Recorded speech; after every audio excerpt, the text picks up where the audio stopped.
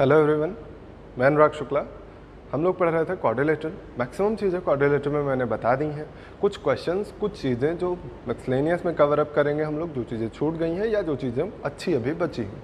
ठीक है, सबसे पहले आपको देखना है कि कोई भी फिगर दिया गया हो, उसके मिड पॉइंट्स को मिलाने पे जो फिगर बनेगा वो कैसा होगा। ठीक, जैसे पहले ही देखिए यहाँ पे मैंने लिख दिया है कि आकृति है, यानी ये फिगर है। इस फिगर के मिड पॉइंट्स को मिलाने पर कौन सा फिगर बनेगा, तो आप ऐसा लिख सकते हैं मिड पॉइंट्स को ज्वाइन करने पर ये फिगर कौन सा बनेगा। ठीक, सबसे पहला फिगर लेते हैं क्वाड्रिलेटरल, चतुर्भुज। कोई भी क्वाड्रिलेटरल होगा उसके मिड पॉइंट्स को आप ज्वाइन करिएगा तो क्या बनेगा, समांतर चतुर्भुज। ठीक है, अब आप परेशान होंगे कि अगर कोई भी क्वाड्रिलेटरल होगा उसके मिड पॉइंट्स को ज्वाइन करने पर समांतर चतुर्भुज बनेगा, तो आपने एक्स्ट्रा क्यों लिखा है? क्योंकि समांतर चतुर्भुज की भी स्पेसिफिक क्वालिटीज़ भी हैं ना, तो इस वजह से और चीज़ें आपको पढ़नी है। समांतर चतुर्भुज मैंने आपको बहुत बार बताया, पैरेललोग्राम की एक फैमिली है। फैमिली में कौन कौन आता है? ये चारों के चारों आते हैं, है ना।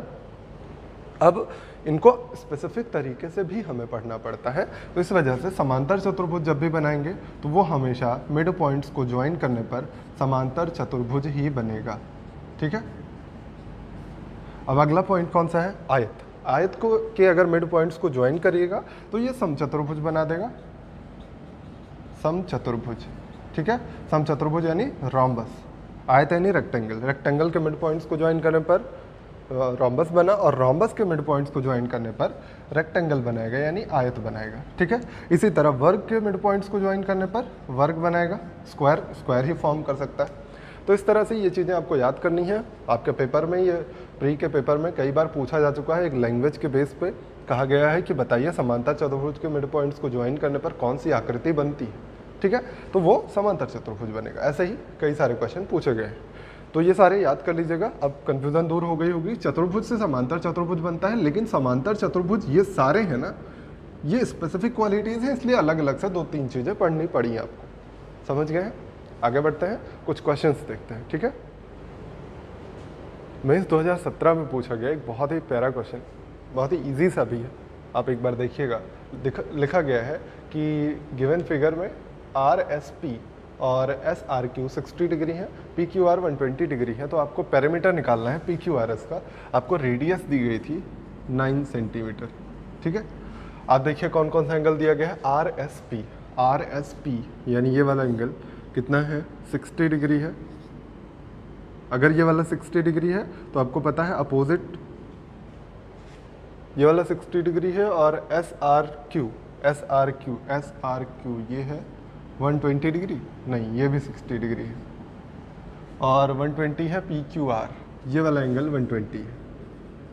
ठीक है, अच्छा 3 एंगल पता चल गए। किसी भी क्वाड्रिलेटरल में चौथा निकाल सकते हैं आप।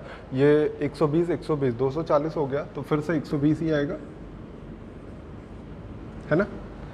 चारों एंगल आपको पता है। अच्छा एक चीज़ और बताया था मैंने कि अगर आपको दिया जाए कि ये O है, मतलब इसका सेंटर है, सेंटर से जो परपेंडिकुलर ड्रॉप होता है, परपेंडिकुलर क्या कहें कि अगर सेंटर से जो टेंजेंट है उसको मिला दिया जाता है तो वो परपेंडिकुलर होती है।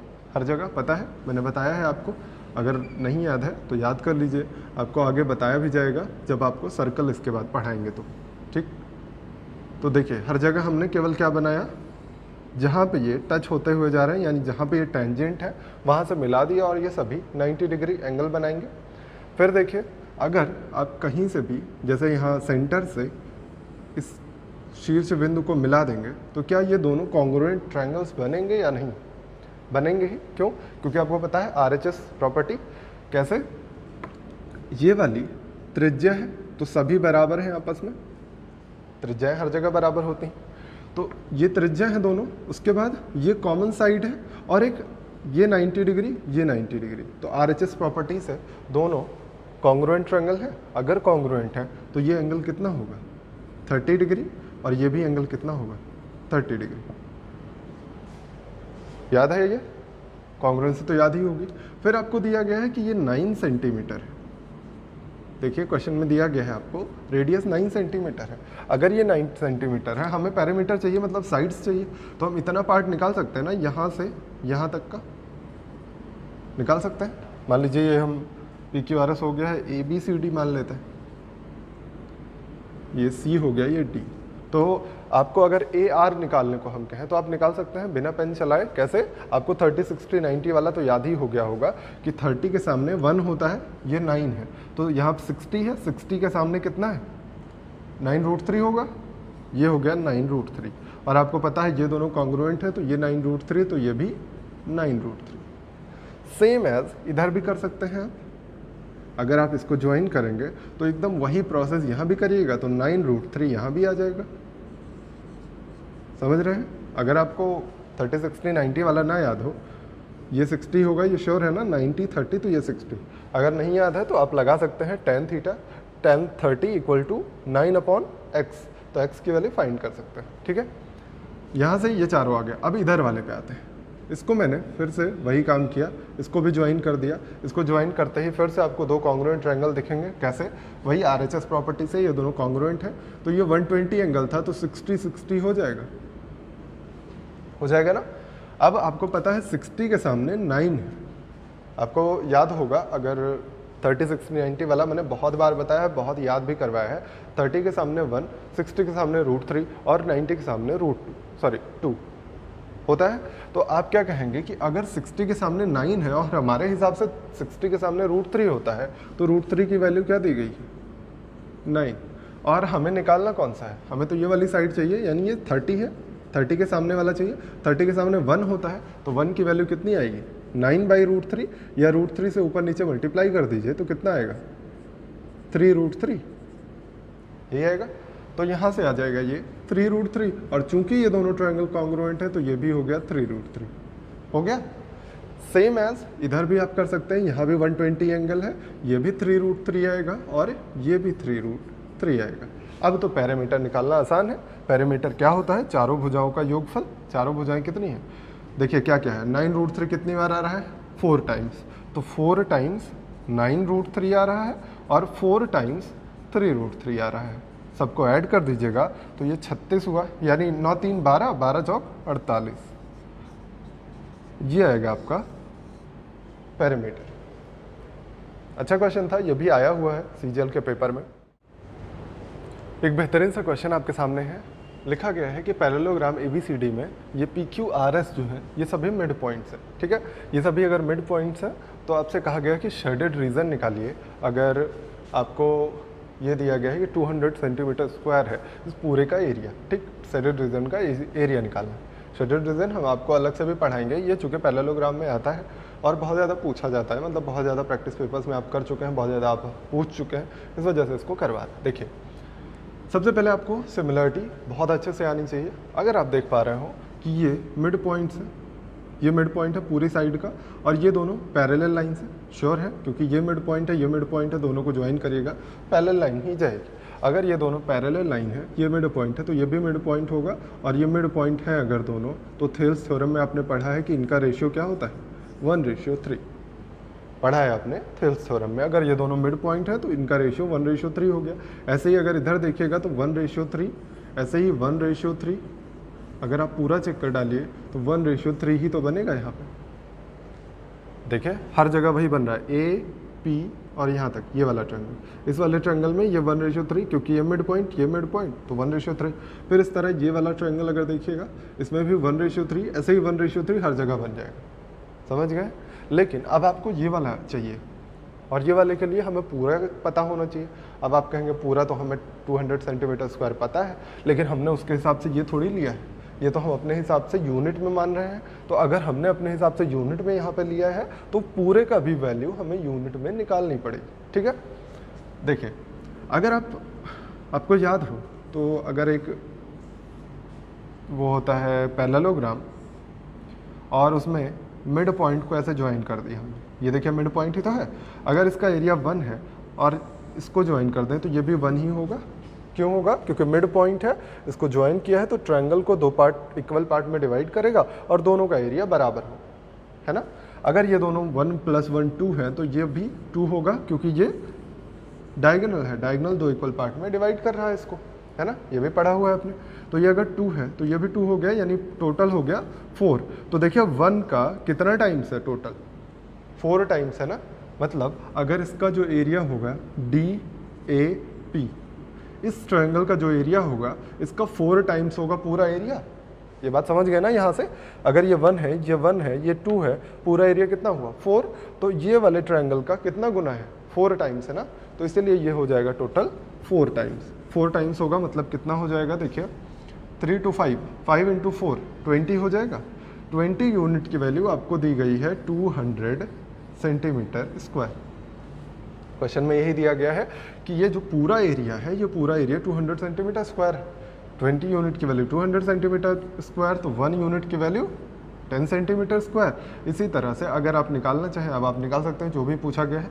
अच्छा, ये वाला शेडेड रीजन अभी आपको नहीं पता है ना, आपने कहा कि 20 यूनिट आया पूरा एरिया, और ये एरिया 131 हो गया, ये 131 हो गया 10, और ये 336 16 एरिया हो चुका है ऑलरेडी, और टोटल 20 एरिया है, तो बचा कितना 20 - 16 यानी 4। पूरा एरिया आपको 20 दिया गया, आपके हिसाब से ये 5, ये 5, ये 3, ये 3 यानी कितना 16, तो बचा एरिया 4।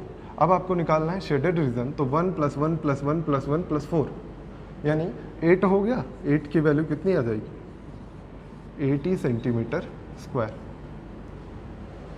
समझ गए ना ये बात? अब देखिए अगला क्वेश्चन जो दिया गया है, नीचे ही लिख दिया है मैंने, एक स्क्वायर के बारे में दिया गया है। आपको ये क्वेश्चन अभी जल्दी में मिला होगा पेपर वगैरह में, दिशा के पेपर में ये आया हुआ क्वेश्चन है। स्क्वायर बनाना था, सॉरी, यहाँ पे स्क्वायर बना देते हैं। आपको एक स्क्वायर बनाना है और स्क्वायर में 2 सर्कल एडजस्ट करने हैं। सर्कल सेम साइज़ के नहीं हैं, ये इतना याद रखिएगा, क्योंकि सर्कल अगर सेम साइज़ के बना दीजिएगा तो दोनों रेडियसेस निकालना बहुत ही आसान हो जाएगा। हम क्या कर रहे हैं, एक सर्कल बड़ा बना रहे हैं।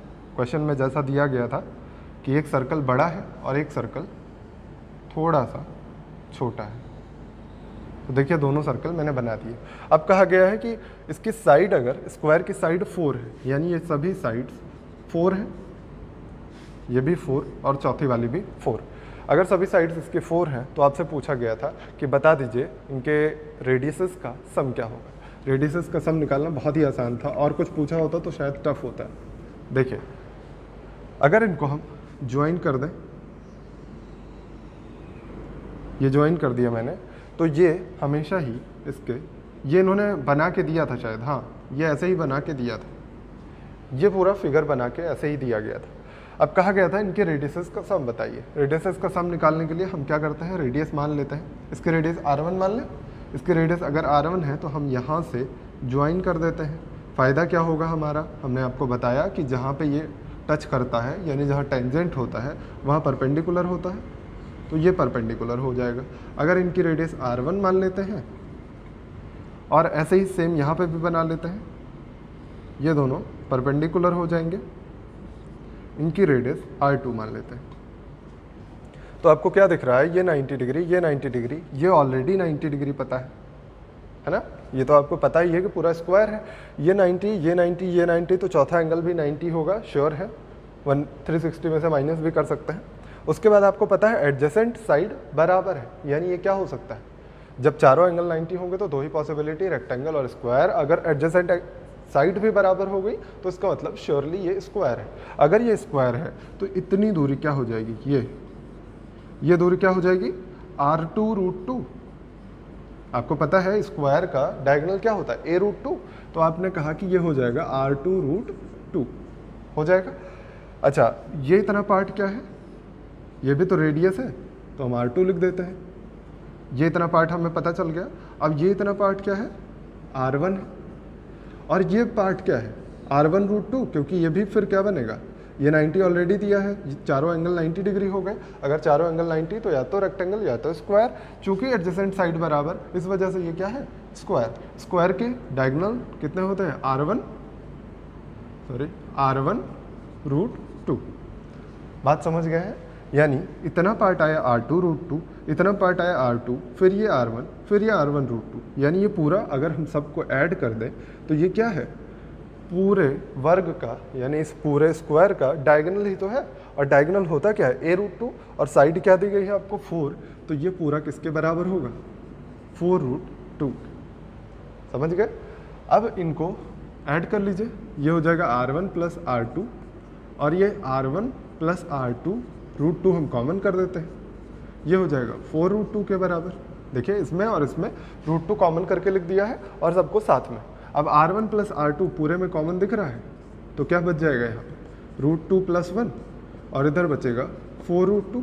यहाँ से R1 प्लस R2 निकालने चलिएगा तो क्या हो जाएगा 4 रूट 2 अपॉन रूट 2 प्लस 1, ऊपर नीचे मल्टीप्लाई कर दीजिए रूट 2 माइनस 1 से, तो ये क्या बन जाएगा, नीचे 1 हो जाएगा, ऊपर मल्टीप्लाई करिएगा तो 8 माइनस 4 रूट 2, और यही था आपका ऑप्शन में। समझ गए होंगे। 2 और क्वेश्चन आपके सामने लिखे हुए हैं। पहला क्वेश्चन मेंस से लिया गया है, मेंस के नाम से आप डरिए नहीं बिल्कुल भी, आसान सा क्वेश्चन है, केवल आपको समझना है, ठीक है। आपको दिया गया है कि ABCD PQRS MNOP सभी स्क्वायर्स, ठीक, और ये सभी मिड पॉइंट से बनाए गए। PQRS पहले वाले स्क्वायर का मिड पॉइंट है, MNOP ये जो है इस वाले PQRS का मिड पॉइंट से बना है, और ये एक सर्कल बनाया गया उसको टच करता हुआ अंदर में, ठीक है। अंदर के सर्कल का एरिया दिया गया है 38.5। तो अगर सर्कल का एरिया आपको पता है, सर्कल का एरिया का फॉर्मूला होता है पाई आर स्क्वायर, इसकी वैल्यू है 38.5। यहाँ से आर स्क्वायर की वैल्यू क्या आ जाएगी, 38.5 को पाई से डिवाइड करिए, 22/7 डिवाइड कर दीजिए, 11 दूना 22, 11 तिया 33, 11 पचे 55। अगर पॉइंट हटाइएगा तो नीचे 10 आएगा, 5 से कट कर दीजिए, 5 7 35, 5 दूना 10, यानी 49/4। आर स्क्वायर की वैल्यू 49/4, तो आर की वैल्यू 7/2। कोई समस्या नहीं यहाँ तक। अगर r की वैल्यू 7/2 आ गई तो आपको पता है, मैंने बताया है आपको, स्क्वायर में इन सर्कल अगर बनाया जाता है तो वो क्या होता है, इन सर्कल के रेडियस स्क्वायर के साइड की आधी होती है। तो अगर इन सर्कल के रेडियस पता है तो स्क्वायर के साइड का आधा है ये, यानी आप कह सकते हैं कि ये इतना पार्ट 7/2 है, तो ये पूरा पार्ट क्या होगा, ये पूरी लाइन आधा आधा ऐड होके पूरा बन जाएगा ना, 7/2 प्लस 7/2 यानी 7 आ जाएगा, 7 आ जाएगा। ये पूरा, ये साइड 7 आ गई। अगर ये साइड 7 है तो ये वाला स्क्वायर जो बना है MNOP ये पूरा 7 सेंटीमीटर भुजा वाला स्क्वायर बन जाएगा। अगर उसकी सभी भुजाएं 7 सेंटीमीटर हैं, देखिए, और उसके बाद ये PS इस वाले वर्ग की भुजा है, तो PS का ये मध्य बिंदु है। अगर ये पूरा A सेंटीमीटर है तो ये A/2 है ना, ये A/2 है तो ये भी A/2 है, ये 90 डिग्री है। तो आपको पता है अगर ये 90 और ये A है तो ये A√2 होता है ना, याद है। तो ये A√2 अगर हो जाएगा यानी A/2 है A की जगह, और √2 से मल्टीप्लाई कराइए, ये 7 के बराबर होगा। अगर √2 से कैंसिल करिए तो ये √2 बनेगा, और A की वैल्यू क्या आ जाएगी, 7√2 आ जाएगा। अब इसका मतलब A की वैल्यू, A यानी ये पूरी साइड क्या मिल गई, 7√2। तो ये पूरी साइड मिली है, यानी ये सभी साइड 7√2 7√2 7√2। अब इस वाले ट्रायंगल में हम देख लेते हैं, बड़ी वाली की साइड निकालना है। बड़ी वाली की भुजा अगर हम B मान लें तो ये होगा B/2, क्योंकि ये मिड पॉइंट मैंने पहले ही बताया। तो ये अगर मिड पॉइंट है तो ये B/2, ये भी मिड पॉइंट है, ये भी B/2, B/2 तो ये क्या हो जाएगा, ये 90 डिग्री। आपको पता है A तो ये A√2 होता है ना, तो A√2 यानी B/2√2, ये किसके बराबर होगा, 7√2 के। √2 से √2 कैंसिल, B की वैल्यू कितनी आएगी, 14। B यानी आपने क्या माना था, बड़े वाले चतुर्भुज ABCD की भुजा। ABCD की भुजा अगर 14 सेंटीमीटर आई तो इसका एरिया क्या हो जाएगा, पूछा गया ABCD का एरिया क्या होता है, साइड का स्क्वायर। ये साइड 14 सेंटीमीटर आई, 14 सेंटीमीटर, तो 14 का स्क्वायर कितना हो जाएगा, 196। तो आपका आंसर आएगा 196 सेंटीमीटर स्क्वायर। समझ गए हैं।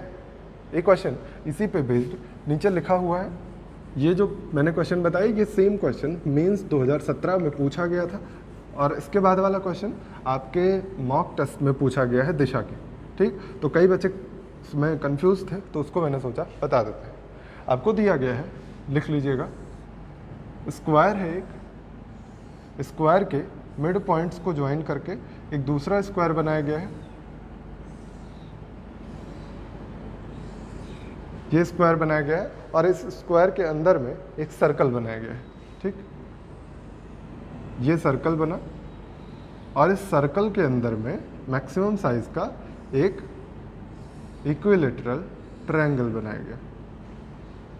अब कहा गया कि अगर बाहर वाली साइड जो सबसे बड़ा वाला, ये सभी क्या है, स्क्वायर है, ठीक है, ये स्क्वायर है, ये स्क्वायर है, और ये अंदर इक्विलेटरल ट्रायंगल है, ये सर्कल। तो अगर कहा गया है आपसे कि अगर सबसे बाहर वाली आउटर मोस्ट स्क्वायर जो सबसे बड़ा वाला स्क्वायर है उसके एक भुजा a सेंटीमीटर है, तो बताइए ट्रायंगल की भुजा क्या होगी। उसमें गलती से लिख गया था कि ट्रायंगल का एरिया क्या होगा, जबकि आपसे एरिया नहीं पूछा था, भुजा पूछना था, ठीक है। ऑप्शंस जो थे वो साइड के थे। आपको अगर साइड पता चल जाएगी तो निकाल लेंगे ना, वो तो एरिया वगैरह। साइड निकालते हैं हम। देखिए अगर सबसे बाहरी वाली भुजा a सेंटीमीटर है तो ये आधा आधा हो जाएगा, a/2 हो जाएगा। और ये क्या होगा फिर, ये 90 डिग्री है, ये भी a/2 है, तो ये क्या होगा a/2√2। आपको पता होगा ये 90 हो और ये दोनों साइड्स बराबर हो तो ये a√2 होता है, और ये a/2 है तो ये a/2√2 होगा। यानी क्या लिखेंगे, a/2√2 से मल्टीप्लाई किया तो √2 से ये कैंसिल करके ये नीचे √2 लगा देते हैं, a/√2 हो गया। मतलब ये पूरी साइड a/√2 है। अच्छा ये पूरी साइड अगर a/√2 है तो इसकी त्रिज्या निकाल सकते हैं। त्रिज्या क्या होती है, अगर इन सर्कल बनाया गया है किसी भी स्क्वायर में तो उसकी त्रिज्या क्या होगी, रेडियस क्या होगी, साइड की आधी होती है। यानी रेडियस कितनी आ जाएगी, a/√2 का आधा, यानी a/2√2 आ जाएगा। समझ गए। अच्छा आपको पता है कि ये जो सर्कल, ये जो ट्रायंगल बना है इक्विलेटरल ट्रायंगल, ये इसका सर्कल क्या है, सर्कम सर्कल है। और सर्कम सर्कल की रेडियस निकालने का तरीका क्या होता है, अगर इसकी साइड हम मान लेते हैं b है, इसकी साइड b होगी तो b/√3 होता है।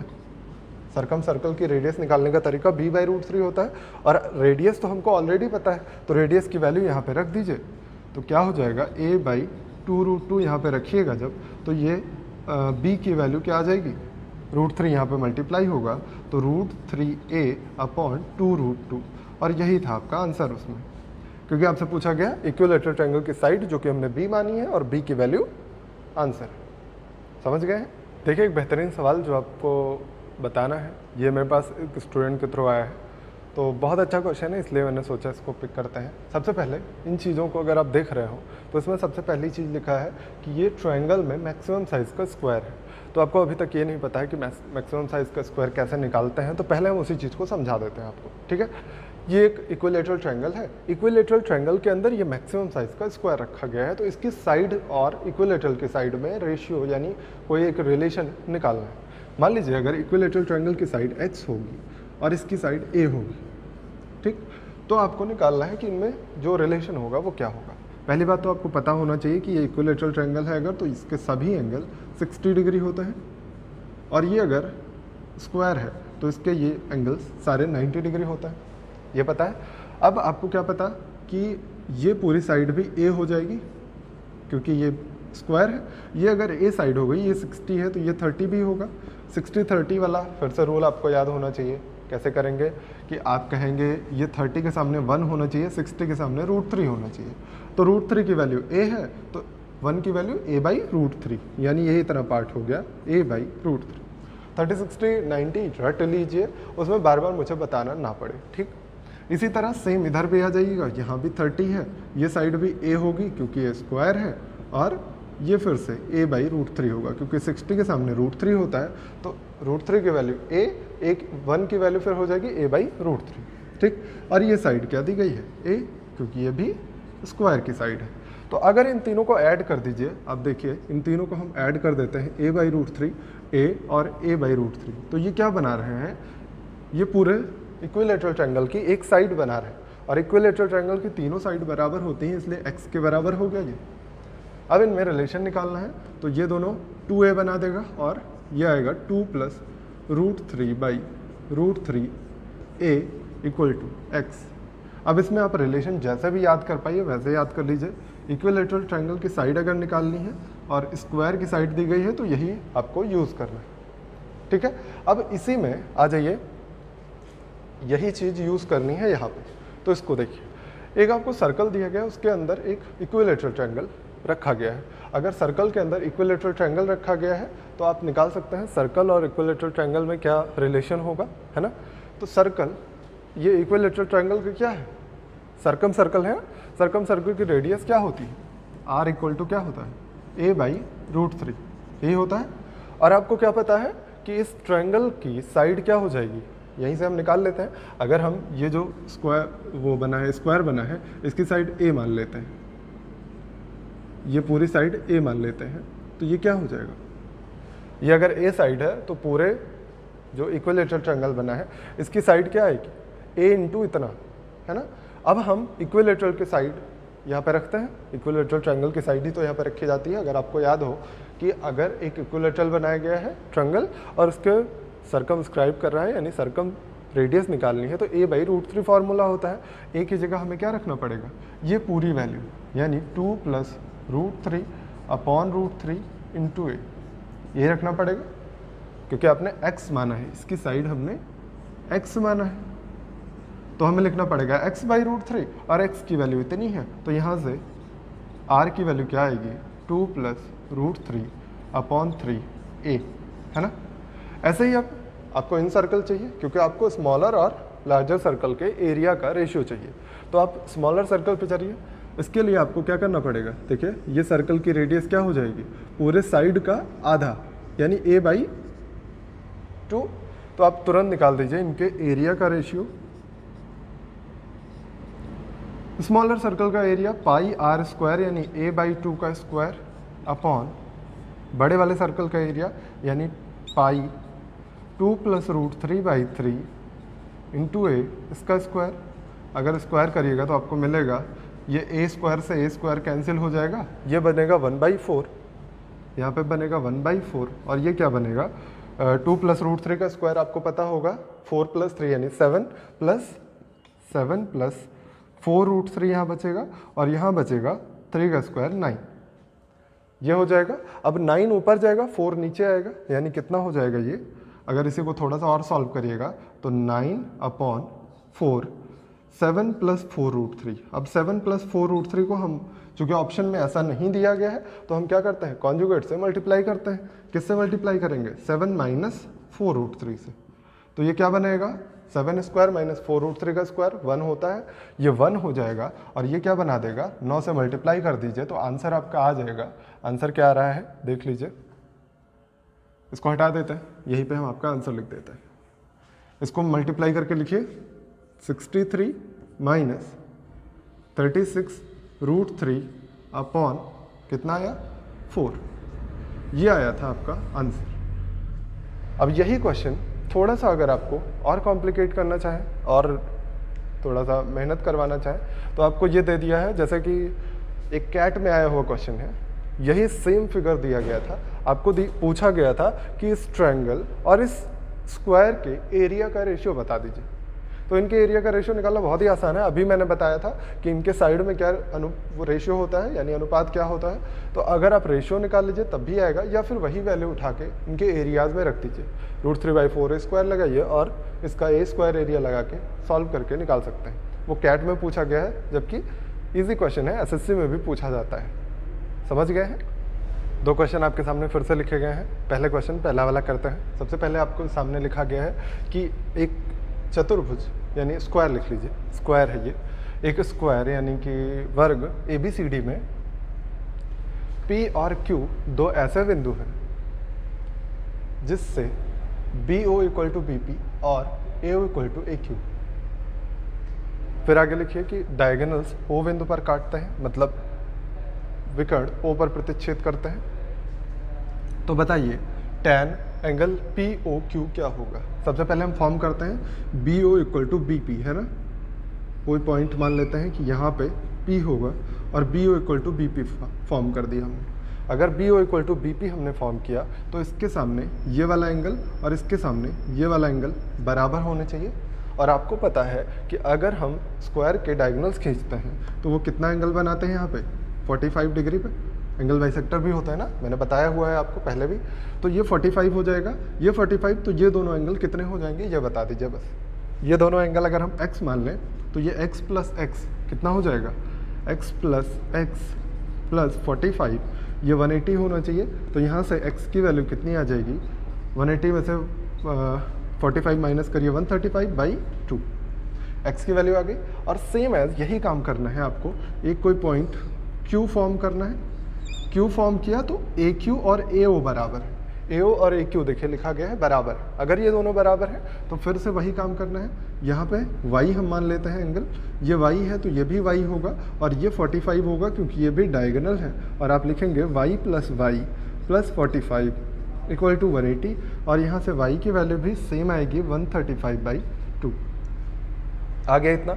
अब आपसे पूछा गया POQ ये वाला एंगल निकालने के लिए हमें क्या करना पड़ेगा, x और y को माइनस करना पड़ेगा 180 से, यानी एंगल POQ कितना आएगा 180 माइनस x प्लस y, ये आएगा। और x प्लस y देखिए है क्या, दोनों को ऐड करिएगा तो 135 बचेगा। तो x प्लस y है 135, तो कितना आ जाएगा ये 45। ये क्या निकालना हमने POQ, एंगल POQ 45 आया तो tan 45 कितना होता है, tan 45 1 होता है और ये होगा आपका आंसर। समझ रहे हैं। अब इसी तरह से एक और क्वेश्चन आपके सामने लिखा गया है कि अगर एक ट्रायंगल होगा, कोई भी ट्रायंगल है, ट्रायंगल के बारे में आपको नहीं पता है कि इक्विलैटरल है या क्या है, तो स्केलेन ट्रायंगल मान के चलिएगा। एक ट्रायंगल है, उसकी तीनों साइड्स पे स्क्वायर बनाए गए। अब इन स्क्वायर के एरियाज के बारे में पूछा गया है, सॉरी एरियाज नहीं पूछा गया, एंगल पूछा गया है। तो इस पे एक स्क्वायर हमने ये बना दिया, थोड़ा सा छोटा फिगर बना लेते, थोड़ा इजी हो जाता। देखिए इसको थोड़ा सा हम छोटा कर देते हैं फिगर को, और ये अब बनाना इजी होगा थोड़ा सा। यहाँ पे एक स्क्वायर बनाया हमने इस साइड पे, ऐसे ही नीचे वाली साइड पे स्क्वायर बना लिया और इस वाली साइड पे भी स्क्वायर बना लिया। ठीक है। अब ये सारे स्क्वायर बना लिए और आपसे कहा गया है, ये A पॉइंट मान लेते हैं, ये A पॉइंट है, ये B पॉइंट, ये C पॉइंट है। आपसे कहा गया कि ये एंगल P है, ये एंगल Q है और ये एंगल R है। आपसे पूछा गया PQR का सम बता दीजिए। बहुत ही आसान क्वेश्चन है, कैसे करना है देखिए। ये अगर स्क्वायर है तो इनके सभी एंगल्स 90 डिग्री होंगे ना, ये सारे 90 डिग्री के एंगल बना रहे होंगे। अगर ये 90 डिग्री के एंगल बना रहे हैं तो हम कह दें आपसे कि एंगल A और P का एडिशन क्या हो जाएगा, angle A plus angle P कितना आएगा। ये पूरा एंगल होता है 360 डिग्री, 360 में ये 90 ये 90 180 हो गया, तो इन दोनों का सम कितना बचा 180 डिग्री। समझ रहे हैं। ऐसे ही सेम एज एंगल C और एंगल Q का एडिशन क्या होगा, ये 90 ये 90 ये C ये Q, पूरा एंगल होता है 360, माइनस 180 किया फिर से 180 आया। ऐसे ही एंगल B प्लस R, ये भी 180 आएगा। अगर इन सबको ऐड कर दीजिए तो आपको क्या मिलने वाला है, angle A plus angle P plus angle Q plus angle B, सभी ऐड होते हुए मिलेंगे A B C P Q R, सबका एडिशन क्या मिल जाएगा 18 का 3 गुना 540, यानी ये मिलेगा angle A B C plus P plus Q और R, इन सब का एडिशन 540 मिला। इसमें कोई कन्फ्यूज़न नहीं है। अब आपको क्या पता है कि ये A B C तीनों एंगल क्या है, एक ट्रायंगल के एंगल है, तो तीनों का सम ये क्या होगा 180 डिग्री के बराबर। 180 डिग्री को इधर माइनस करिए तो एंगल PQR का सम कितना मिल जाएगा, 180 यहाँ से माइनस कर दीजिए, कितना मिलेगा आपको 360 डिग्री आंसर होगा। ठीक है। एक मेंस 2017 का फिर से क्वेश्चन लेते हैं। मेंस 2017 में पूछा गया था, ये फिगर बना के आपको दिया गया था। आपसे कहा गया था कि अगर PQO 60 डिग्री हो और ये 8 सेंटीमीटर भुजा वाला एक स्क्वायर हो, ठीक है, ये स्क्वायर है मतलब सारी भुजाएं 8 सेंटीमीटर है, तो आप बताइए POQ का एरिया क्या होगा। आपको एरिया निकालने के लिए या तो तीनों साइड पता हो, या तो परपेंडिकुलर बेस पता हो, या तो उनके बीच का एंगल पता हो और बगल की साइड पता हो। तो एंगल आपको पता है तो बगल की साइड निकाल लीजिए, सबसे आसानी से वही काम होने वाला है। देखिए ये साइड आपको 8 पता है, अगर ये वाली साइड आपको पता होती या ये वाली साइड पता होती तो आप निकाल लेते आराम से। कैसे, एंगल से। ठीक है। ये एंगल क्या होगा 45 डिग्री होगा, श्योर है क्योंकि ये डायगोनल है स्क्वायर का। ये 45 है, ये 60 है, तो ये बचा हुआ एंगल कितना होगा 75। 180 में से माइनस कर लीजिए, ये 75 आ गया। अब आपको निकालना है एक और भुजा, एक और साइड। सबसे आसान तरीका है, आप चाहते तो कॉस रूल लगाते हैं। कॉस रूल फिलहाल अप्लाई नहीं होगा क्योंकि दो साइड अननोन है, दो पता होती है, एक निकालना होता तब हम कॉस रूल लगाते हैं। सबसे आसान है यहाँ पे साइन रूल लगाना। साइन रूल लगा दीजिए, किस पे लगा दें? आसान क्या तरीका है, चाहे आप ये वाला निकालिए चाहे ये वाला, कोई एक निकालना पड़ेगा और आप आंसर निकाल सकते हैं आराम से। ठीक, तो हम लगा देते हैं 75 पे और 45 पे लगा दें। इसके सामने वाला ये वाला साइड निकाल लेते हैं जिससे बीच का एंगल 60 मिल जाएगा, कोई दिक्कत नहीं होगा उससे भी। तो आप निकाल दीजिए, साइन 75 ले लेते हैं इधर से, साइन 75 के सामने 8 है साइड और साइन 45 लेते हैं और इतने साइड को हम x मान लेते हैं। ठीक है, अब साइन 75 तो याद ही होना चाहिए आपको, मैंने आपको तरीका भी बताया था कि 15 के सामने √3 -1 लिख दिया करिए और 75 के सामने +1 लिख दिया करिए, ये आपको याद होना चाहिए। अगर यहाँ 90 है, यहाँ 15 है, तो इसके सामने √3 -1, यहाँ √3 +1 और ये 2√2। मैंने रेशियो याद करना सिखाया था आपको। तो यहाँ पे वैल्यू वही पुट करनी है, 75 लेना है यानी यहाँ से लेना है, तो इसके सामने ये परपेंडिकुलर होगा यानी √3 +1 होगा अपॉन 2√2 अपॉन 8 ये होगा equal to sine 45 1/√2 upon x। √2 से √2 कैंसिल हुआ, ये 16 हो गया।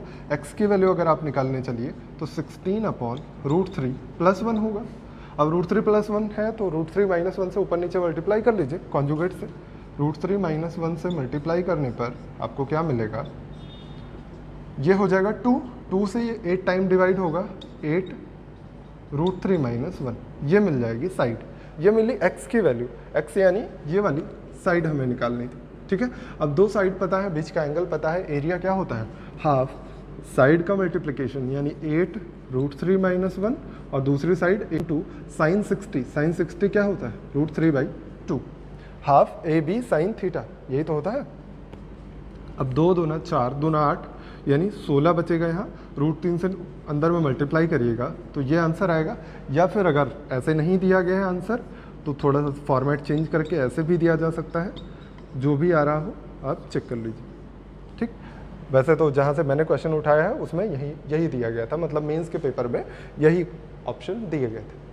ठीक है, अच्छा एक और चीज़ यहीं पे क्लियर कर देता है, एक और आपसे पूछा जाता है कि उसकी लैंग्वेज लिख लीजिएगा, पहले एक फार्मूला टाइप का हम प्रूफ करवा देते हैं उसको। लिख लीजिएगा, वृत्त के चतुर्थांश यानी 1/4 ऑफ क्वाड्रिलेटरल नहीं, सर्कल, 1/4 ऑफ सर्कल यानी वृत्त के चतुर्थांश में स्थित एक वर्ग का अगर भुजा आपको निकालनी है, उसके बारे में थोड़ा और डिटेल लिखा होता है, लिखा गया है कि वृत्त के चतुर्थांश में एक वर्ग इस प्रकार बनाया जाता है कि वर्ग का 2 शीर्ष वृत्त की त्रिज्या पर स्थित है तथा केंद्र से समान दूरी पर है और अन्य 2 शीर्ष वृत्त की परिधि पर स्थित है। यदि वर्ग की भुजा a सेंटीमीटर है तो वृत्त की त्रिज्या क्या होगी। मतलब आपको एक पहले लेना है 1/4 ऑफ सर्कल, है ना, एक सर्कल है, सर्कल का 1/4 भाग ले लिया हमने। फिर कहा गया कि एक बड़े साइज का वर्ग बनाना है जिसकी 2 शीर्ष जिसके हम इसके रेडियस पर स्थित हो और बाकी 2 जो शीर्ष बचे हुए हैं वो दोनों इसके कर्व पार्ट पर स्थित हो यानी परिधि पर स्थित हो। ठीक है, आपसे कहा गया ये दोनों समान दूरी पर है, मतलब ये बराबर हो जाएंगे। अब आपसे निकालने को कहा गया, मान लीजिए इसको AB मान लेते हैं, ये C मान लेते हैं, ये PQRS मान लेते हैं। तो आपसे कहा गया है कि इनमें रिलेशन बताइए, इसका रेडियस R मान लीजिए और इसकी साइड A मान लीजिए और इनका रिलेशन निकाल दीजिए। आसान है निकालना, इनकी साइड हम A लिख देते हैं, ये भी साइड हम A लिख देते हैं। ठीक, अब अगर हम आपसे पूछें ये दोनों क्या होंगे, आपको याद होगा ये दोनों अगर बराबर हो, बीच में एंगल 90 हो तो a√2 होता है ये वाला पार्ट। तो अगर ये x मान लेते हैं हम थोड़ी देर के लिए, ये x होगा तो ये x√2 होना चाहिए था a के बराबर, तो x की वैल्यू क्या आएगी, a/√2 होगा। ये x हटा के हम लिख देते हैं, ये होगा a/√2 और यहाँ भी x हटा के लिख देते हैं a/√2। ठीक है, कोई कन्फ्यूज़न नहीं। अब आपको कुछ और दिमाग लगाना पड़ेगा, देखिए कैसे। हम क्या करते हैं, पहले इसको खींच देते हैं और अगर इसको खींच दिया और यहीं से हम इसको मिला देते हैं तो क्या एक राइट एंगल ट्रायंगल यहाँ पे हम फॉर्म कर सकते हैं। अगर राइट एंगल ट्रायंगल फॉर्म हो गया तब तो बहुत ही आसान हो जाएगा। देखिए कैसे राइट एंगल ट्रायंगल प्रूफ करेंगे।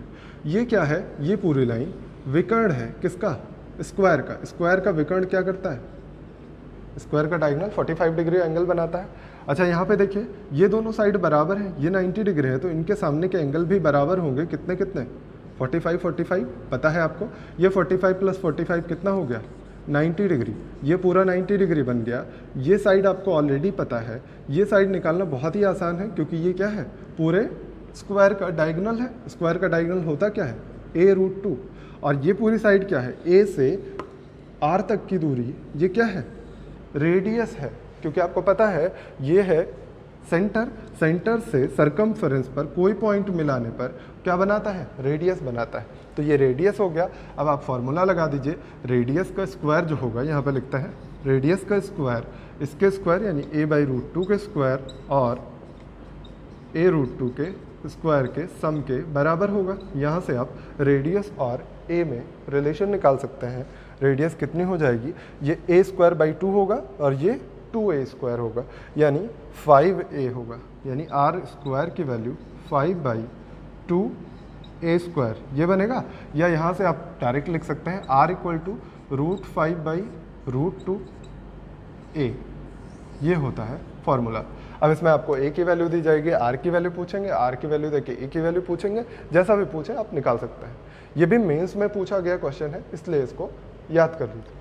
एक क्वेश्चन और इंटरनेट पे घूमता हुआ बहुत बार मिला होगा आपको, और जैसा कि आपको पता है ये है कि इंटरनेट इस समय आप बहुत ज़्यादा चला रहे हैं, तो मिला होगा।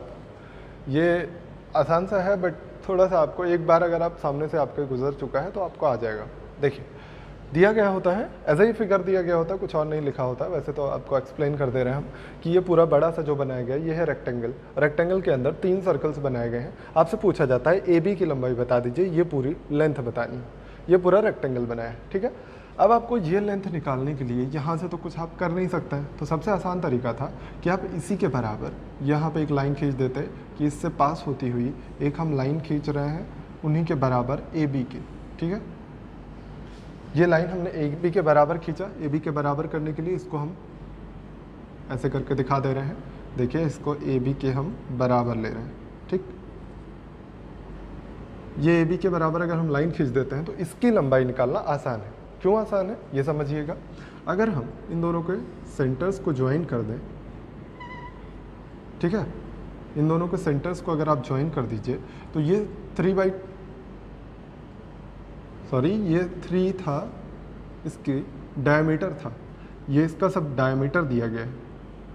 यहाँ पे हम दे देते हैं डायमीटर, ये 3 है, इसका डायमीटर ये 4 है, इसका डायमीटर 6 है,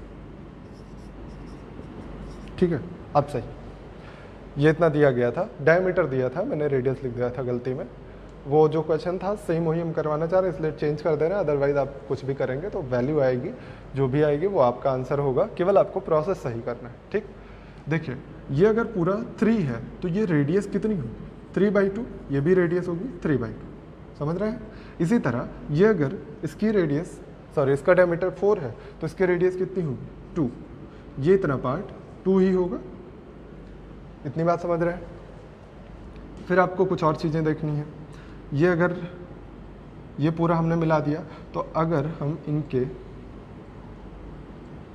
सेंटर्स को ज्वाइन कर दें तो ये भी 2 होगा, और ये पूरा 6 है तो ये 3 होगा, और ये अगर 3 है तो ये भी 3 होगा। इतने में कोई समस्या नहीं होगी। अच्छा अब आपको क्या पता है, ये भी रेडियस होगी, ये पूरा यहाँ से यहाँ तक ये भी रेडियस होगी, 3 होगी। तो ये भी दूरी, अगर हम यहाँ से यहाँ तक की दूरी कहें आपसे, तो ये दूरी क्या होगी? 3 होगी ना, 3 होगी। ये पूरी दूरी 3 हो गई। और यहाँ पे भी आ जाइए, ये पूरी दूरी क्या हो जाएगी? 3/2 हो जाएगी, क्योंकि ये इसकी रेडियस के बराबर है। वैसे तो हमें ए भी निकालना था, सॉरी, ये आपको कोई ज़रूरत नहीं थी। आप इधर वाला ले लीजिए। देखिए इधर वाले पार्ट को हमको निकालना है। इधर वाले पार्ट को निकालने के लिए हम क्या करेंगे, ये जो डिस्टेंस है, यही डिस्टेंस यहाँ पे भी है, यही डिस्टेंस यहाँ पे भी है, क्योंकि ये क्या बनाया गया है, ये एक रेक्टेंगल है जिसमें ये लाइन खींची गई है इस लाइन के बराबर और पैरेलल। तो अगर ये पैरेलल है तो इसके भी पैरेलल होगी, तो पैरेलल लाइंस के बीच परपेंडिकुलर डिस्टेंस हमेशा बराबर होती है। तो ये अगर डिस्टेंस 2 है, 2 ही तो है, क्योंकि रेडियस इसकी 2 है, ये रेडियस ही है। ये अगर 2 है तो ये भी 2 होगी, ये भी 2 होगी ना। अगर ये 2 हो गया और हमें पता था कि यहाँ से यहाँ तक ये इसकी रेडियस थी, पूरा 3 थी, ये 2 है, तो ये बचा हुआ पार्ट क्या होगा, 1 होगा ना। अगर ये 1 हो गया तो ये निकालना आसान हो गया ना, ये इतना पार्ट क्या आ जाएगा, स्क्वायर रूट इसका स्क्वायर माइनस इसका स्क्वायर, ये है, ये परपेंडिकुलर ही तो है 90 डिग्री, तो ये 90 डिग्री है, इसके सामने ये हाइपोटेन्यूज और माइनस बेस का स्क्वायर, तो ये 3 to 5 का स्क्वायर माइनस 1 का स्क्वायर, इसका स्क्वायर रूट लेंगे तो ये इतना पार्ट आ जाएगा। अब इतने वाले पार्ट पे चलते हैं, ये पार्ट 2 हो गया और यहाँ से यहाँ तक, सॉरी ये पार्ट 2 हो गया और पूरा पार्ट कितना था, पूरा पार्ट हमको क्या पता है, 3 + 3 6 था ना, यहाँ अगर 6 है तो ये सारे 6 होंगे क्योंकि ये रेक्टेंगल है, ये पूरा पार्ट 6 है, जिसमें यहाँ से यहाँ तक डिस्टेंस कितनी है। देखिए हमें क्या क्या निकालना है, देखिए ये निकालना है हमको, ये इतना पार्ट पता होना चाहिए ना। ये इतना पार्ट पता करने के लिए हमें क्या करना पड़ेगा, इधर का 2 और इधर का 3/2 ये पूरे 6 में से माइनस करना पड़ेगा। यानी अगर ये पूरा पार्ट 6 है तो 6 में से ये पार्ट 2 माइनस किया और ये पार्ट 3/2 माइनस किया, तभी तो ये इतना पार्ट निकल के आएगा। और जब ये पार्ट हमें पता होगा, ये पता है, तो हम ये वाला भी निकाल लेंगे। कैसे निकालेंगे, देखिए 4 3 7 7/2 आया, ये 12 यानी 5/2, यही तो आएगा 5/2। अगर ये 5/2 हो गया और ये 3/2 + 2 यानी 7/2 है, तो आप निकाल सकते हैं ये वाला कितना आएगा, स्क्वायर रूट। और अच्छा ये वाला पार्ट क्या निकला है, ये आया है, और इसी में ये वाला पार्ट ऐड कर दीजिए, स्क्वायर रूट ऑफ 3/2 + 2 यानी कि 4 3 7, 7/2 का स्क्वायर माइनस कितना आएगा, इसका स्क्वायर, ये कितना है 5/2 स्क्वायर। ठीक है, अब इतने को आपको सॉल्व करना है। ये 25 - 1 24 आ गया, 24 मतलब कितना आएगा, 6 चौक 24 यानी 2√6 प्लस इसको निकाल दीजिए, यहाँ पे बटे 2 कॉमन ही कर दीजिए, 49 - 25 49 - 25 24 ये भी आएगा, यानी कि 24 को 2√6 लिख सकते हैं, अपॉन में 2 बाहर है, यानी कितना आएगा 3√6। ये है आपका आंसर। आपको अगला क्वेश्चन जो लिखा हुआ मिलेगा वो मिला है कि ये जो ABCD है एक पैरेललोग्राम है जिसकी लेंथ यानी ये है 5 और ये है 3, ब्रेथ जो है 3 है, लेंथ 5, तो हर जगह लेंथ ब्रेथ यानी अपोजिट साइड्स बराबर होती हैं, इसमें पता ही है आपको। आपको फिर क्या दिया गया है, MN जो है OP के पैरेलल है, ये MN OP के पैरेलल है, और आपको क्या दिया गया है, और AP AM BN 2 सेंटीमीटर है, AP AM BN AP sorry इधर P है, O इधर है, AP ये 2 सेंटीमीटर है, AM ये भी 2 सेंटीमीटर है, BN ये भी 2 सेंटीमीटर है। अच्छा आपको एक चीज़ दिख रही होगी कि इधर भी ये 2 सेंटीमीटर, इधर भी 2 सेंटीमीटर, ये दोनों अपोजिट साइड्स बराबर हैं, तो ये 5 तो ये भी 5 हो जाएगा। ये सीधा सीधा तौर पे ये 2 पैरेलल लाइंस हैं, ये दोनों बराबर हैं, तो इसका मतलब ये दोनों भी पैरेलल और बराबर लाइंस होंगी, यानी ये एक क्या बन रहा है, समांतर चतुर्भुज बन रहा है। ये बात तो क्लियर होगी ना। इसी तरह से अगर ये पूरा एक समांतर चतुर्भुज बना तो ऊपर वाला पार्ट बनना ही है, क्योंकि ये आपस में पैरेलल लाइंस थी। ये 2 हो गया तो ये 1 बचा, ये भी 2 हो गया, ये भी 1 बचा, 1 1 5 तो ये भी 5 हो जाएगा। समझ रहे हैं, मतलब सीधे तौर पे कुछ और नहीं देखना है, ये देखना है कि ये क्या बन रहा है, एक समांतर चतुर्भुज है, ये एक समांतर चतुर्भुज है। समझ गए ये बात। अच्छा अगर ये दोनों समांतर चतुर्भुज हैं तो आपको मैंने बताया है समांतर चतुर्भुज में समान बेस और समान समांतर रेखाओं के बीच बने ट्रायंगल का एरिया पूरे क्वाड्रिलेटरल का डबल होता है, सॉरी आधा होता है ना। तो अगर आप लिखना चाहें थोड़ी देर के लिए हम देखते हैं, आपसे पूछा गया है MNOP पूछा है ना, MNOP लिखने के लिए क्या करेंगे आप, MNOP लिखने के लिए सबसे आसान तरीका है कि ट्रायंगल MNP लिख दें और ट्रायंगल NOP लिख, इनका और इनका सम कर दें MNP। अब MNP ना करवाने लगिएगा आप, तो MNP और NOP दोनों का सम लिख देते हैं। और ये ट्रायंगल किसके बराबर है ये बता दीजिए। ये होगा हाफ ऑफ पैरेललोग्राम ABNP, ये होगा ना। देखिए PABN, ये वाला क्वाड्रिलेटरल नहीं, समांतर चतुर्भुज पैरेललोग्राम का ये आधा होगा ना, बताया है मैंने पहले भी कॉन्सेप्ट। और इसी तरह सेम ट्रायंगल NOP जो है ये वाला, इसका पूरे का आधा होगा, यानी हाफ ऑफ क्वाड्रिलेटरल PNCD, ये होगा या नहीं होगा? होगा ही। तो अगर ये दोनों ऐड करिए तो क्या मिल रहा है, 1/2 कॉमन कर लीजिए, ABNP यानी ये वाला क्वाड्रिलेटरल और ये ऊपर वाला क्वाड्रिलेटरल, यानी दोनों पैरेललोग्राम, ये वाले और नीचे वाले दोनों पैरेललोग्राम ऐड करिएगा तो क्या मिलेगा आपको, बड़ा वाला पैरेललोग्राम।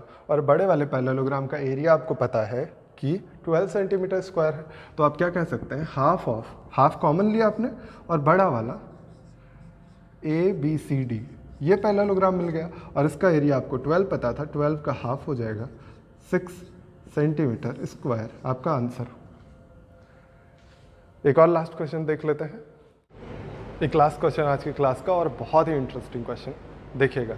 सबसे पहले आपको दिया गया है कि AB 6√3 है, मतलब ये वाली साइड 6√3 है। अगर ये 6√3 है तो ये भी 6√3 होगी, इसमें कोई कन्फ्यूज़न नहीं है क्योंकि पैरेललोग्राम के अपोजिट साइड बराबर होते हैं। फिर आपको दिया गया है ये 6 है तो ये भी 6 होगा, इसमें भी कोई कन्फ्यूज़न नहीं होनी चाहिए। फिर आपको कहा गया है कि ABCD जो पैरेललोग्राम है इसके एंगल बाइसेक्टर्स से एक क्वाड्रिलेटरल बनाया जाता है और आपको दिया गया है ABC एंगल 120 डिग्री है। ABC यानी ये वाला एंगल पूरा 120 डिग्री है, ठीक। अगर आपको पता है, याद हो, तो मैंने आपको बताया था जब भी पैरेललोग्राम पढ़ाया था कि इनके एंगल बाइसेक्टर्स को मिलाने पे क्या बनता है, एक आयत बनता है, रेक्टेंगल बनता है। मैंने आपको समझाया भी था उस चीज़ को, तो आप बार बार हम उसको नहीं करा रहे, वो आप देख लीजिएगा। बस यहाँ पे हम डायरेक्ट बता रहे हैं आपको कि ये क्या है, एक रेक्टेंगल है। अब हमें क्या निकालना है, रेक्टेंगल का एरिया निकालना है, नहीं पेरीमीटर निकालना है। जो PQRS रेक्टेंगल हमने बना लिया है उसका पेरीमीटर निकालना है। पेरीमीटर के लिए या एरिया के लिए, दोनों के लिए हमें किसकी ज़रूरत पड़ती है, हमें दोनों साइड की ज़रूरत पड़ती है। तो दोनों में से चाहे इधर से दोनों साइड निकाल लीजिए, चाहे इधर से दोनों साइड निकाल के हम निकाल सकते हैं जो भी चीज़ हमसे पूछी जाए। अब चलिए वो चीज़ निकालते हैं। सबसे पहले आपको पता है ये 120 है तो ये हो जाएगा 60, ये हो जाएगा 60, इसमें कोई समस्या नहीं क्योंकि एंगल बाइसेक्टर खींचे गए, अपोजिट एंगल बराबर होते हैं, इसलिए यहाँ भी 120 रहा होगा। 120 का आधा ये हो गया। और एडजेसेंट एंगल 180 डिग्री के होता है, पता है आपको एडजेसेंट एंगल 180 डिग्री के होता है, तो ये क्या हो जाएगा, 60 होगा ना। चाहे एडजेसेंट एंगल ना याद हो तो आप ये भी कह सकते हैं ये 120 कितना हो गया 240, 360 में से 240 माइनस करिए 120 आएगा। अब 120 को बराबर डिवाइड करिए क्योंकि अपोजिट एंगल बराबर होते हैं, तो ये क्या हो जाएंगे 60 हो जाएंगे। और 60 का ये एंगल बाइसेक्टर खींचा गया है, एंगल बाइसेक्टर है यानी 30 हो जाएगा यहाँ, और ये भी एंगल 30 और ये भी एंगल 30, यहाँ तक कोई समस्या नहीं होगी। अब आपको पता चला ये 30, ये 60, ये 90 ऑलरेडी है। देखिए इधर 90 है तो इधर भी 90 होगा, अपोजिट एंगल। ये 90 डिग्री है तो हम निकाल लेते हैं AS की लंबाई बता दीजिए कितनी हो जाएगी। अब बार 30, 60, 90 याद ना कराना पड़े, आप दिमाग में रख लीजिए। 90 के सामने 2 होता है, 2 की वैल्यू 6 हो गई, यानी थ्राइस 3 गुना हो रहा है। तो 1 की वैल्यू 3 हो रही है तो √3 के सामने 1 होता है, 1 की वैल्यू 3 हो गई। 60 के सामने √3 होता है, ये 3√3 आएगी। AS नहीं PS है, ये PS इसको कर दीजिए।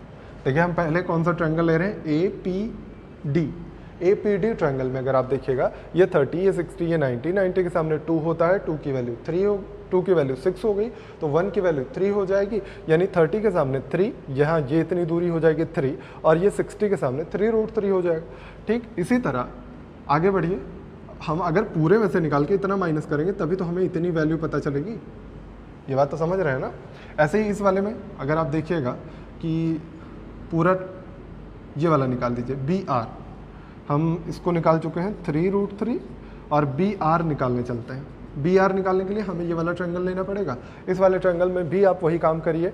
देखिए 90 ये होगा तो ये भी 90 होगा, 90 के सामने 6 है, 1 की वैल्यू हो जाएगी 2, ये 2 की वैल्यू है ना, 2 की वैल्यू 6, तो 1 की वैल्यू 3, 1 की वैल्यू 3 हो गई, तो 60 के सामने √3, 30 के सामने 1, तो 1 की वैल्यू 3 आ गई, सॉरी, ये इतनी डिस्टेंस 3 आ जाएगी।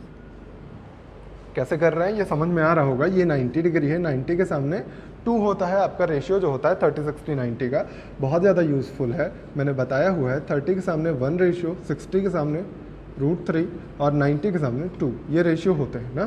तो हम 90 के सामने 6 ले रहे हैं, यानी 2 का 3 गुना ले रहे हैं, तो यहाँ अगर 1 होगा तो 1 का 3 गुना 3 आ जाएगा। ठीक, अब इसी तरह आ जाइए हम पूरा लेते हैं AS निकाल लेते हैं।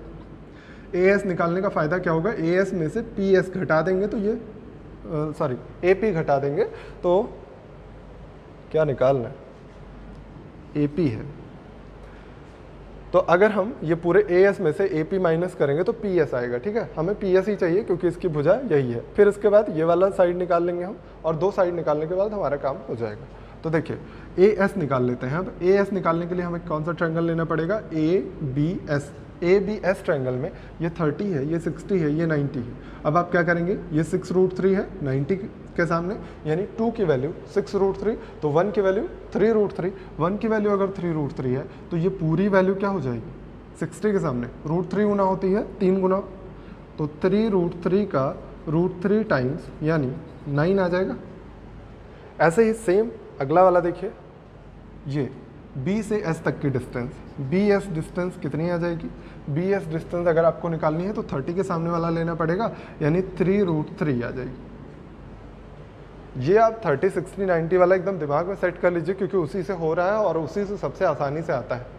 ये बार बार आप रिपीट करके देख सकते हैं, वीडियो समझ में आ जाएगा आपको। ये इतनी चीज़ें हमें पता चल गई। अब हम क्या करेंगे, AS में से PA घटा देंगे तो ये PS आ जाएगा। PS कितना आ जाएगा, AS में से AP घटाना है, यानी 9 में से 3 √3 घटाना है, ये आ गया PS। और इसी तरह BS में से BR माइनस कर दीजिए तो SR आ जाएगा। BS कितना है, 3 √3 और BR 3, तो 3 √3 में से 3 माइनस कर दीजिए, ये आ गया। अब 2 भुजाएं एडजेसेंट साइड्स पता चल गई, तो इनके योगफल का 2 गुना ही तो होता है इनका पैरामीटर। तो पैरामीटर क्या आ जाएगा, इनका योगफल करिए, इन दोनों का योगफल करते ही ये दोनों कट जाएंगे, 9 में से 3 गया 6, तो 2 गुना ऑफ 6 यानी 12 आएगा आपका पैरामीटर, 12 सेंटीमीटर। समझ गए होंगे, नहीं समझ पाए तो एक बार रिवर्स करके फिर से देखिएगा। क्वेश्चन बहुत अच्छा है, बहुत ही बेहतरीन लाजवाब वाला क्वेश्चन। तो चलिए आज के लिए इतना ही रखते हैं, अगली क्लास में मिलेंगे हम लोग। अब आपको क्वाड्रिलेटरल फिनिश हो गया है, क्वाड्रिलेटरल के बाद सर्कल के तरफ बढ़ना है। ठीक है, अभी सर्कल और पॉलीगन दोनों चीज़ें बची हुई हैं। तो नेक्स्ट क्लास में सर्कल पढ़ेंगे, तब तक अपना और अपनों का ख्याल रखिए, बहुत मेहनत से पढ़ाई करिए। Thank you very much.